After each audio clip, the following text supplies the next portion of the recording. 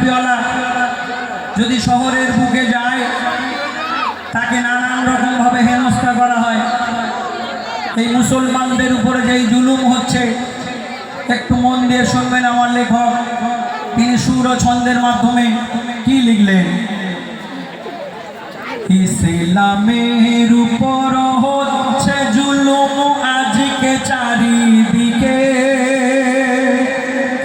বেদিনরা এসে ঝান্ডা বাঁধে মসজিদের মিনারে উঠে। ইসলামের উপর হচ্ছে জুলুম আজকে চারিদিকে, বেদিনরা এসে ঝান্ডা বাঁধে মসজিদের মিনারে উঠে। কোথাও বন্ধ করে দিচ্ছে আজান, জ্বালিয়ে দেয় কোরআন।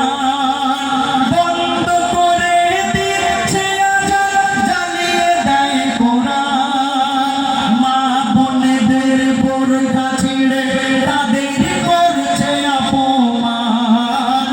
আমার নবীর নামে কত করিয়েছে বদনাম।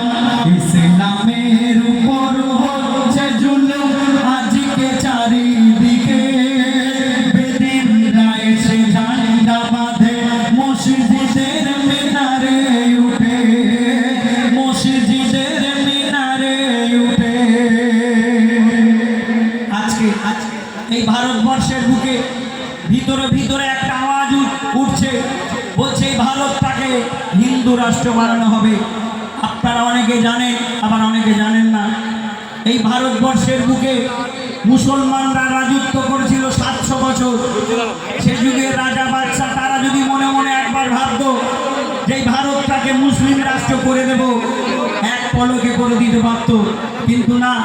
সে যুগের সাহাবী, সে যুগের মানুষেরা, সে যুগের রাজা বাদশা তারা কেউ এই জিনিসটা ভাবেনি। কারণ আমার নবী বলেছিলেন যার ধর্ম তার কাছে ভালো, সুতরাং কেউ কারো ধর্মে আঘাত করো না।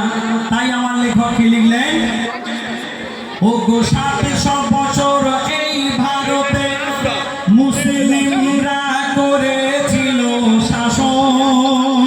ও গো 700 বছর এই ভারতে মুসলিমরা করেছিল শাসন।